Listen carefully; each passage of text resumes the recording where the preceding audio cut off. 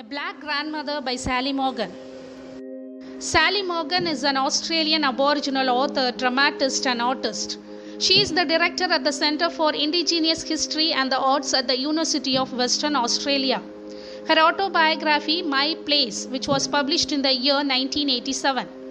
This book is a milestone in Aboriginal literature and is one of the earlier works in Indigenous writing. Sally Morgan has received several awards for the book My Place. The awards of the book My Place are as follows.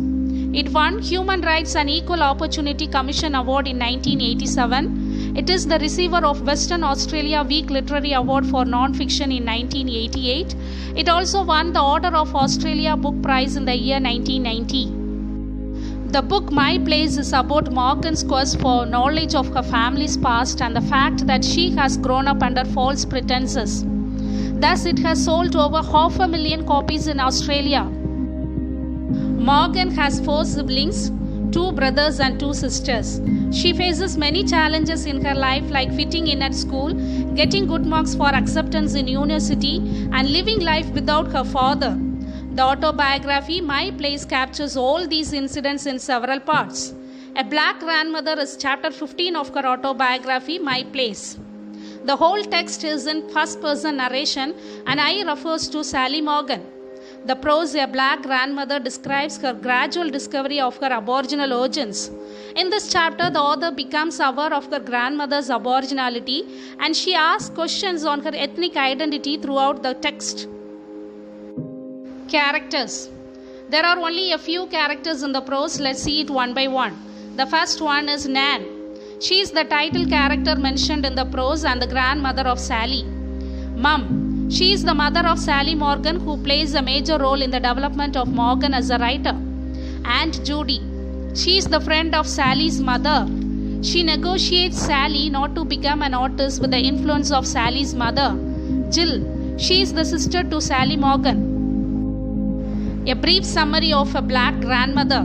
The text opens on 14th February 1966 when Australia's currency changed from pounds, shillings and pence to dollars and cents.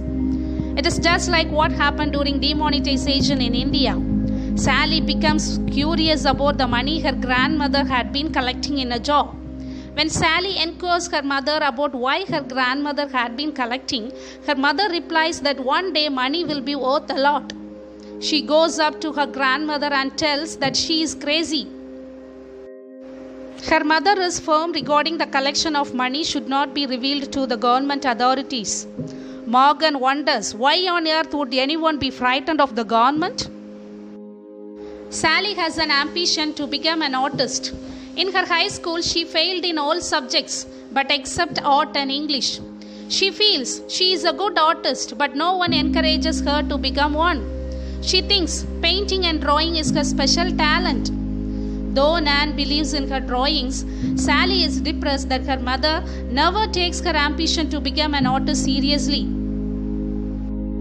She is further insulted at school by her art teacher too. Her art teacher points out that everything she has drawn has no perspective. Sally always believes that drawing is her only talent, but now she feels that she is no good at that either. So she decides to burn all her paintings and drawings that she had done. Her mother and grandmother are horrified to see that she had burnt all her drawings. It takes a while, approximately a month, for her to forgive her family for not encouraging her to draw. One day after school, she sees her grandmother is crying on the table. Her grandmother is so furious. She says, "You want a bloody white grandmother. I am black. Do you hear? Black, black, black." Sally comes to know about her Aboriginal past when her grandmother Nan, in a mood of despair, reveals the fact that she is a black woman. When this new knowledge of her Aboriginal past is revealed, Sally becomes conscious of her identity.